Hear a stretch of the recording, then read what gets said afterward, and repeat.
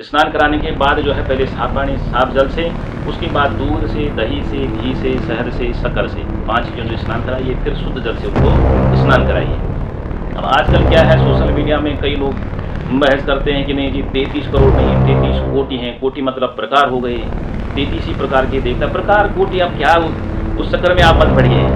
तो आप जो भी व्रत रखते हैं वो व्रत कैसे रखें, उसमें कलश स्थापना कैसी करनी चाहिए, माता भगवती की जो हम नित्य पूजा कर सकें वो कैसे करें। ये देखो, ये वीडियो मैं उनके लिए बना रहा हूँ जो कुछ नहीं जानते। तो अखंड दीपक जलाने का जो नियम है, गणेश लक्ष्मी सरस्वती इनका विसर्जन नहीं किया जाता। ओम सर्वमंगल मांगल्ये शिवे सर्वार्थ साधिके शरण्ये त्र्यंबके गौरी नारायणी नमोस्तुते। जय माता की। आप सभी भक्तों का, सभी सनातनियों का एक बार फिर से स्वागत है एक और नई वीडियो में। आज बात करते हैं नवरात्र व्रत की विषय में। हम लोग नवरात्रों के व्रत रखते हैं और प्रत्येक सनातनी को नवरात्रों के व्रत रखने चाहिए।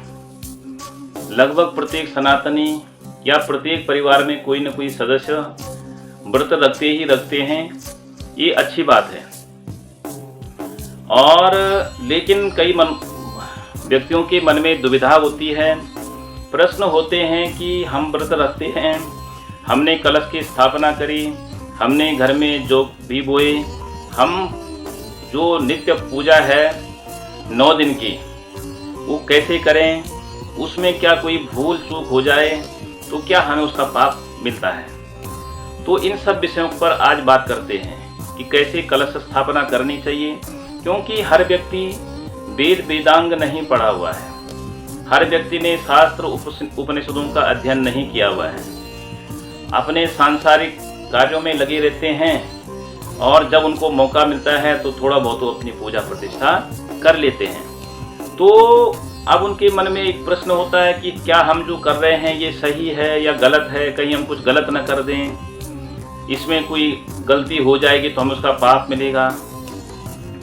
तो इन सब बातों को जानने के लिए, समझने के लिए मैं आज ये वीडियो बना रहा हूँ। तो आप व्रत रखते हैं तो उसका नियम, कलश स्थापन का नियम, आप जो नित्य पूजा करोगे उसका क्या नियम है, कैसे हम पूजन कर सकते हैं, तो इस चीज़ के बारे में सबसे पहले बात करते हैं। जिसने भी हमारे पीछे के वीडियो नहीं देखे, जिसमें हमने ज्योतिष से संबंधित, कर्मकांड से संबंधित, सनातन धर्म से संबंधित कई प्रकार की जानकारियाँ दी हैं, तो उनको देखने के लिए हमारे चैनल को सब्सक्राइब करें। और माता के भक्त हो तो एक बार जय माता दी कमेंट बॉक्स में जरूर लिखें, जय माता की। तो सबसे पहले आपने क्या करना है कि आपका जो पूजा स्थल है घर का, तो आपका जो मुख है वो पूरब की तरफ होना चाहिए। और देखो कई बार क्या है, घर में छोटे छोटे फ्लैट हैं, आपके छोटे छोटे फ्लैट हैं, छोटे छोटे घर हैं शहरों में, तो पूजा का कोई ऐसे विशेष कमरा नहीं, अलग से नहीं बन सकता, या कई बार व्यवस्था नहीं हो सकती कि पूरब की तरफ जो है आप मंदिर को बना लें, आपका मुख पूरब की तरफ हो, तो उत्तर की तरफ भी आप मुख कर सकते हो, यानी उत्तर की तरफ भी आप अपना पूजा स्थल बना सकते हो, या उत्तर पूरब के बीच में भी आप अपना मुख कर सकते हो। तो जैसे भी आपकी अपनी व्यवस्था है इस प्रकार से करें। तो सबसे पहले क्या करना, आपने लाल रंग का एक आसन बिछाएं और उस आसन में जब आप बैठ रहे हो तो उससे पहले आप एक सामग्री, ये जो सामग्री की लिस्ट में आपको दिखा रहा हूँ, ये पूरी सामग्री उसमें रख लीजिए। आप चाहें तो अपने एक कॉपी पेन लेकर के उसमें नोट कर लें, रोली, कुमकुम और उसके अलावा जो है कलावा, जिसको आप बोली भी कहते हो, अक्षत यानी चावल, धूप, दीपक, घी, या घी के साथ साथ में आप तेल भी रख सकते हो अखंड ज्योत जलाने के लिए, घी भी रख लो स्नान कराने के लिए, फूल माला, फल, सुपारी, सप्त धान्य, पंच पल्लव, पंचरत्न, सप्त मृतिका, श्रीफल, लाल कपड़ा, गेहूँ, जौ या सप्त धान्य, कलश, चंदन, कुश और सिक्का, 1-2 सिक्के चढ़ाने के लिए, पूर्ण पात्र, गंगा जल, मिट्टी जो आदि बोने के लिए, दूध, दही, शहद, शक्कर ये स्नान कराने के लिए भगवती को, और माता का श्रृंगार, उनके वस्त्र, आप छत्र चढ़ाना चाहते हो तो छत्र, ये सब सामग्री आप अपने पास रख लीजिए। कुछ आपने भोग तैयार किया है तो उस भोग को भी अपने पास में रख लीजिए, ये सब सामान। और पानी के जल की जो है 2 आप पात्र रख लीजिए, एक तो मंदिर में चढ़ाने के लिए भोग के समय, और एक जो है आचमन आदि करने के लिए अपने पास में रख लीजिए, गंगा जल से युक्त हो। तो ये सब सामग्री पहले आप अपने पास में रख लीजिए, अपने आसन में आप बैठ जाइए। तो सबसे पहले आप जो है भगवान का स्मरण करते हुए अपने ऊपर जो है गंगा जल से युक्त जल को छिड़किए। और वैसे तो उनकी इन सब चीज़ों के एक मंत्र होते हैं, लेकिन आप मंत्र नहीं जानते हो तो स्मरण कर लीजिए।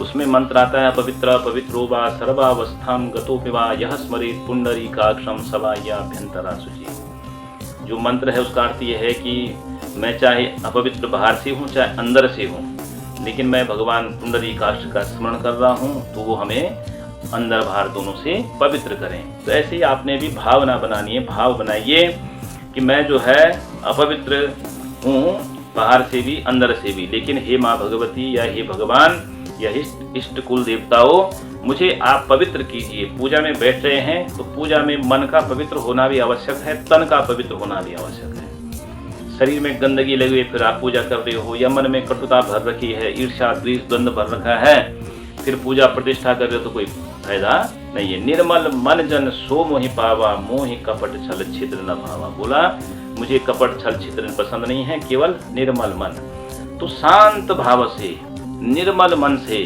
आप जो है जो भी पूजा पाठ, यज्ञ अनुष्ठान, व्रत, जप, तप, नियम, साधन, भजन, यज्ञ अनुष्ठान जो भी करते हो, शांत भाव से, शांत चित्त से और निर्मल मन हो करके ये चीजें करनी चाहिए। आप व्रत कर रहे हो तो व्रत में भी जो आप सुंदर से अपना जो है नियम बनाइए, शांत भाव से और मन को एकाग्र करते हुए, अपने इंद्रियों को काबू में करते हुए।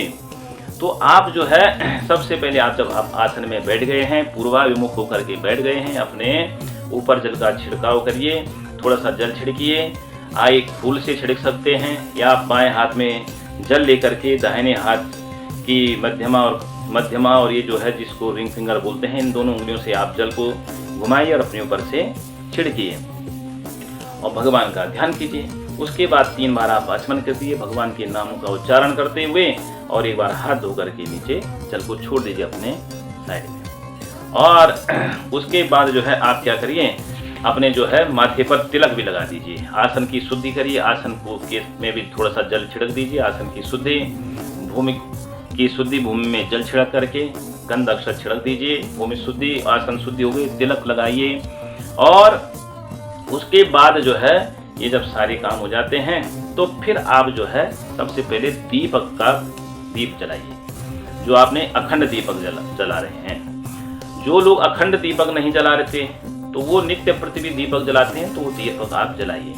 लेकिन जो अखंड दीपक जला रहे हैं 9 दिन के लिए, तो क्या करें, तो जो घी का दीपक है कहते हैं वो दाहिनी तरफ जलना चाहिए, जो तेल का है वो बाईं तरफ जलना चाहिए। जो भी चीज, जिस भी चीज का आप दीपक जलाते हो, शुद्ध चीज लाने का प्रयास करिए। आजकल कई पूजा पाठ की सामान की जो दुकानें हैं उसमें जो घी आ रहा है वो 100 रुपये 120 रुपये किलो घी आ रहा है। लाने वाले को भी पता है कि 100 रुपये किलो कोई घी नहीं होता, फिर भी वो लाते हैं कि चलो भगवान के सामने तो जलाना है।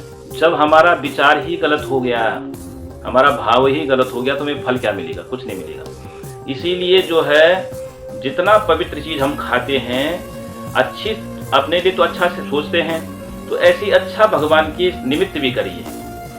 तो आप जो है अखंड दीपक जला रहे हो तो शुद्ध तेल लाइए या शुद्ध घी लाइए, और किसी अच्छी कंपनी का ला करके, या आपको कहीं से गाय का घी मिल जाए तो अति उत्तम, उससे जो है आप अखंड दीपक जलाइए। दीपक के जो दीपक जला रहे हो उसको खाली पटड़े में ऐसे नहीं रखना चाहिए, उसके नीचे किसी जो है बर्तन में जो है आप या तो जौ रख दीजिए या अक्षत रख दीजिए। और उसको जो है जब आप जला रहे हो तो अखंड दीपक जलाने का जो नियम है वो ये है कि उसको कभी खाली नहीं छोड़ना चाहिए। मतलब आप जो है घर में कोई न कोई सदस्य रहने चाहिए। घर पे ताला लगा करके चले गए, सुबह से शाम तक घर में दीपक जल रहा है, नहीं। जब 9 दिन का आपके घर में नियम बन गया है तो कोई न कोई सदस्य घर में होना ही चाहिए। और दूसरा जो है उसके नीचे मैंने बता दिया है कि आप जौ रख सकते हैं, या आप सप्तधान्य भी रख सकते हैं, या आप अक्षत भी उसके नीचे किसी पात्र में रख सकते हैं। तो आप ये दीपक जो है जब जलाइए, भगवान भगवती का ध्यान करिए। दीपो ज्योति पर ब्रह्मा, दीपो ज्योति जनार्दनम, दीपो हरत में पापम, पूजा दीप नमोस्तुते, जयंती मंगला काली भद्रकाली कपालिनी, दुर्गा क्षमा शिवा धात्री स्वाहा सुधा नमोस्तुते। मंत्र नहीं आते हैं आपको, ऐसे ही ध्यान कर दीजिए। अग्नि देवता का ध्यान करिए, सूर्य नारायण का ध्यान करिए, और इन अपने इष्ट कुलाज देवताओं का ध्यान करके माता भगवती का ध्यान करिए। उसके बाद क्या करना, आपने जो कलश रखा हुआ आपने अपने पास में, कलश मिट्टी का कलश भी हो सकता है, या किसी आप धातु का कलश ला रहे हैं वो कलश भी आपका हो सकता है। तो उस कलश पे आपने क्या करना है, रोली से कुमकुम से आप स्वस्तिक बनाइए, और स्वस्तिक बनाने के बाद 3 धागे वाली जो मोली है, कलावा है, उससे जो है उस पे धागा बांध दीजिए कलश पे। और जहां पर आपने कलश रखना है वहां पर कुमकुम आदि से अक्षत से आप क्या करें, अष्टकमल दल बना दें। कुमकुम आदि से अष्टकमल दल। अष्टकमल दल कैसे बनता है, अष्टकमल दल बनाने के नियम क्या है, उसकी मैं अलग से आपको वीडियो बनाऊंगा। तो अष्टकमल दल आप बनाइए, या मैं फिर आपको जो है जिस दिन कलश स्थापना करूंगा उस दिन लाइव आकर के आपको बताऊंगा पूरा विधान कि कैसे कलश स्थापना करनी चाहिए, वो वीडियो भी आप देख सकते हैं। तो आपने क्या करना है, अष्टकमल दल बनाइए कुमकुम आदि से, जिस पर भी आपने कलश को रखना है। और जब कलश वहाँ पे आपने रख दिया है, वो अभी खाली है, उस पर केवल आपने स्वस्तिक बनाया हुआ है और उस पर आपने केवल धागा से उसको बांधा हुआ है। तो अब क्या करें, सबसे पहले वहाँ पर भूमि का स्पर्श करिए, हाथ जोड़िए भूमि को, जहाँ पर आपने कलश रखना है भूमि का स्पर्श करिए वहाँ पर, और फिर उसके बाद वहाँ पर जो है जौ रखें, और जौ या वहाँ पर जो है आप सप्त धान्य भी रख सकते हैं। तो सप्त धान्य में क्या क्या चीज़ें हैं ये मैं आपको बता रहा हूँ। जौ, धान, तिल, कंगनी, मूंग, चना, सावा, ये सप्त धान्य में आते हैं। ये आप इकट्ठा करके इनको भी आप वहाँ पर रख सकते हो जहाँ पर आपने कलश रखना है। और वहाँ पर फिर जो है उस सप्त धान्य के ऊपर या जौ के ऊपर, जौ भी नहीं है सप्त धान्य, तो जौ तो आपने बोने के लिए लाए पर कम है, तो आप अक्षत रख सकते हैं कलश के नीचे। तो अक्षत के ऊपर भी आप कलश को रख सकते हो। अब उसमें फिर जल डालें, धीरे धीरे करके आप किसी पात्र से जल डालें। मन में मंत्र नहीं आते तो गंगा आदि तीर्थों का ध्यान करते हुए उसमें जल डालें। गंगे यमुने चैवा गोदावरी सरस्वती नर्मदे सिंधु कावेरी जलेस्मिन् सन्निधिं कुरु। और नहीं आते हैं तो आप गंगा, यमुना, सरस्वती आदि नदियों का ध्यान करते हुए कलश के अंदर जल डालिए। और जब आपने उसमें जल डाल दिया तो अब क्या डालना है, चंदन। चंदन के बाद आप क्या डालें, सर्वौषधि। सर्वौषधि बस आपको कोई मंत्र आता है तो ठीक है, नहीं तो ओम ऐं ह्रीं क्लीं चामुंडाई विचे, इस मंत्र को बोल बोल करके आप एक एक चीजें डालते रहिए उस कलश के अंदर, ये सब चीजें। और सर्वौषधि के बाद आप दूब घास, दूर्वा, वो डालिए। उसके बाद आप डालना उसमें पंचपल्लव, 5 प्रकार के जो पत्ते होते हैं। 5 प्रकार के आपको पत्ते नहीं मिल रहे हैं। 5 प्रकार के जो पत्ते होते हैं ये उसमें होते हैं आम, बरगद, पीपल, औदुंबर और पलाश, ये 5 प्रकार के पत्ते। 5 प्रकार के नहीं मिल रहे हैं तो एक ही प्रकार के आपको बरगद के मिल गए तो 5 पत्ते बरगद के लगा दो, नहीं मिल रहे हैं तो 5 आम के ही पत्ते लगा दो। तो ये चीजें उसमें जो है थोड़ा एक सिक्का डाल दीजिए। बाहर से आप वस्त्र भी उसको लगा सकते हो, कलश के बाहर से एक वस्त्र लिपटा सकते हो। और उसके ऊपर फिर क्या रखना है, पूर्ण पात्र। पूर्ण पात्र का मतलब होता है उसमें कोई आप अक्षत से भरा हुआ एक पात्र रखिए। आजकल जो है जो कलश मिलते हैं मिट्टी के बाहर, तो उसके ऊपर एक ढक्कन आता है, तो उस ढक्कन में ही आप चावल रख सकते हो। और या कोई अन्य धातु का आपके पास में तो उसके ऊपर कोई प्लेट रख करके उसके ऊपर आप चावल रखें। और चावल के ऊपर फिर आपने वो श्रीफल नारियल जो आप लाए हैं उसको रखिए, उसको अपनी तरफ मुख करके उस नारियल को, श्रीफल को रखिए। उसका भी नियम, उस पे आप जो है लाल कपड़ा बांधिए और उसको अपनी तरफ, कहते हैं श्रीफल को खड़ा भी नहीं करना चाहिए, ऊर्ध्वमुख वाला भी नहीं होना चाहिए, अपनी तरफ उसका मुख करिए, वो आपको सुख समृद्धि देगा। उसका क्या नियम है मैं उसको अगली वीडियो में विस्तार से आपको बताऊंगा कि श्रीफल को कैसे रखना चाहिए, कुछ आपको अन्य वीडियो में बताऊंगा। उसके बाद जब आपने सब कर लिया है तो आपका कलश वहां पे पूरा रख, मतलब उसमें जो जो सामग्री जानी चाहिए वो आपने रख दी है। अब पूजन कैसे करना है, तो सबसे पहले फिर आप जो है कलश को आपने रख दिया है तो पहले आप गणेश जी का आवाहन पूजन कर सकते हैं। गणेश जी का वैसे आवाहन नहीं होता, उनका आवाहन मैंने क्यों नहीं होता, क्योंकि वो आपके घर में 12 महीने होते हैं, 24 घंटे आपके साथ में ही रहते हैं गणेश जी। गणेश, लक्ष्मी, सरस्वती, इनका विसर्जन नहीं किया जाता, तो वो आपको हर समय, क्योंकि उनकी जरूरत पड़ती है, आपको रिद्धि सिद्धि की जरूरत, बुद्धि की जरूरत हमेशा पड़ती है, धन की जरूरत हमेशा पड़ती है, तो इनका विसर्जन नहीं होता। तो आपने क्या करना है, पहले अपने जो है इष्ट कुलादि देवताओं का, गणेश आदि का ध्यान पूजन आदि करना है। उसके बाद जो है कलश का पूजन भी कर सकते, उसके बाद कलश का पूजन करना है, जो आपने कलश रख दिया है, स्थापना कर दी है, तो आवाहन करना है कलश का। हाथ में जो है चावल और पुष्प लेकर के, हाथ जोड़ करके, और प्रार्थना करनी है भगवान से कि भगवान आप सभी शक्तियों से, देखो कलश की जो स्थापना होती है ये क्यों होती है, हमारे शास्त्रों में 33 करोड़ देवताओं का वर्णन है। अब आजकल क्या है, सोशल मीडिया में कई लोग बहस करते हैं कि नहीं जी 33 करोड़ नहीं 33 कोटि हैं, कोटि मतलब प्रकार हो गए, 33 ही प्रकार के देवता, प्रकार कोटि, अब क्या उस चक्कर में आप मत पढ़िए, ठीक है, ये तो वो अलग विषय है, उन विषयों में आप मत पढ़िए, उसके बारे में अलग से मैं आपको वीडियो करके विस्तार से बताऊंगा इसका क्या मतलब है। लेकिन अभी आपने क्या करना है कि समस्त देवी देवताएं जितने भी हैं उनका पूजन होता है कलश में, क्योंकि प्रत्येक देवता के लिए आप अलग स्थान नहीं बना सकते, प्रत्येक देवता के लिए आप जो है अलग पूजन की व्यवस्था नहीं बना सकते। तो इसलिए शास्त्रों ने कहा कि कोई भी यज्ञ, अनुष्ठान, पूजा पाठ, जब तब कोई भी हो उसमें कलश की जरूरत पड़ती है। विवाह में या कोई भी अन्य जो धार्मिक कृत्य हैं उसमें आप देखते होंगे कलश को जरूर रखा जाता है। यही मतलब होता है कि आप सब देवताओं का पूजन अलग अलग रूपों में पूजन नहीं कर सकते, तो कलश में ही आप सबका पूजन। तो आपने क्या करना है कि जब आपने कलश रख दिया है, अपने गणेश आदि देवताओं का पूजन आपने ध्यान कर लिया है, देखो मंत्र नहीं आता तो फिर जो ऐसा नहीं कि हम पूजन नहीं कर सकते। भगवान मानसिक पूजा भी शास्त्रों में बताई गई है, मन से भी पूजा, तो ऐसा नहीं है कि बिना मंत्रों के आप कर लो। यदि आप पहले तो देखो सबसे बढ़िया व्यवस्था होती है कि आप किसी विद्वान ब्राह्मण को घर में बुलाए, उनके द्वारा पूजा प्रतिष्ठा करवाइए। व्यवस्था नहीं बन सकती तब की बात है कि आप अपने आप करना चाहते हो, तो इसके लिए ये मैं आपको विधान बता रहा हूँ।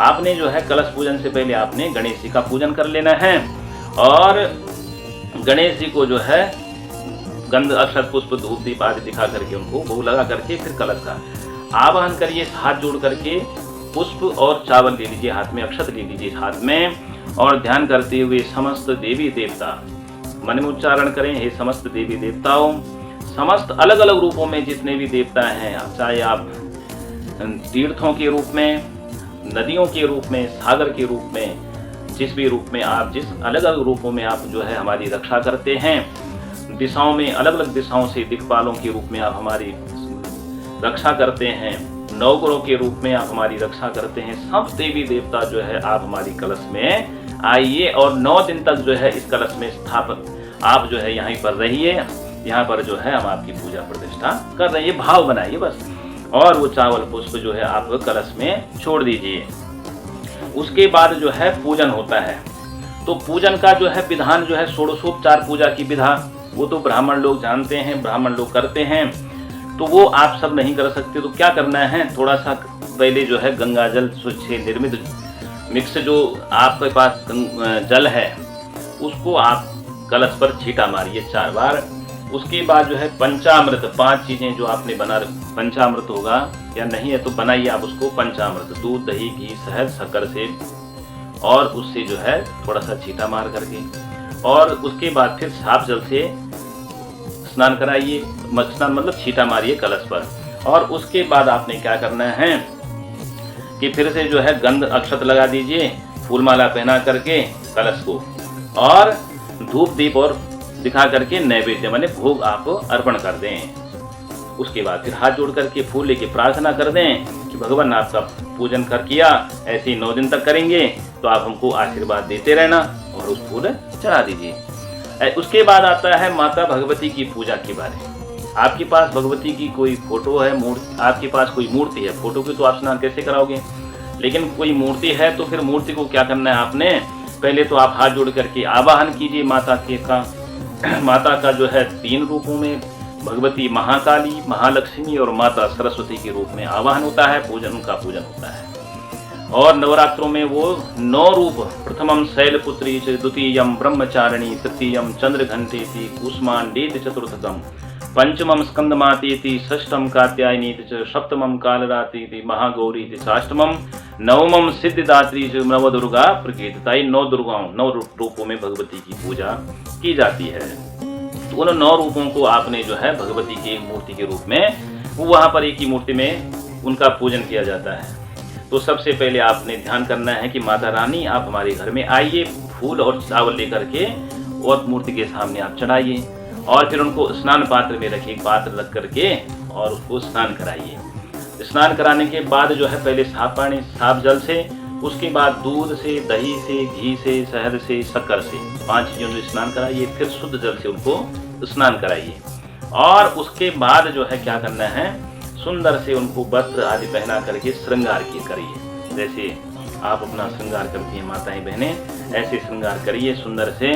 उनको जो है चुन्नी उड़ा करके, वस्त्र आदि, जो छत्र लाए उनके ऊपर छत्र भी रख सकते हैं, उनके ऊपर छत्र टांग सकते हैं, और उनको फिर जो है टीका लगाइए, और टीका लगाने के बाद चावल लगाइए, फूल माला पहनाइए। फूल माला पहनाने के बाद धूप दीप दिखा करके और उनको भोग लगाइए, जो भी आपने भोग लाया है, और फल चढ़ा सकते हैं, फल हैं आपके पास में तो, और पान है तो पान का पत्ता और पूंगी फल जो है उसको आप लौंग इलायची सहित भगवती को अर्पण कर सकते हैं, और दक्षिणा के रूप में कुछ द्रव्य वहाँ पे चढ़ा सकते हैं।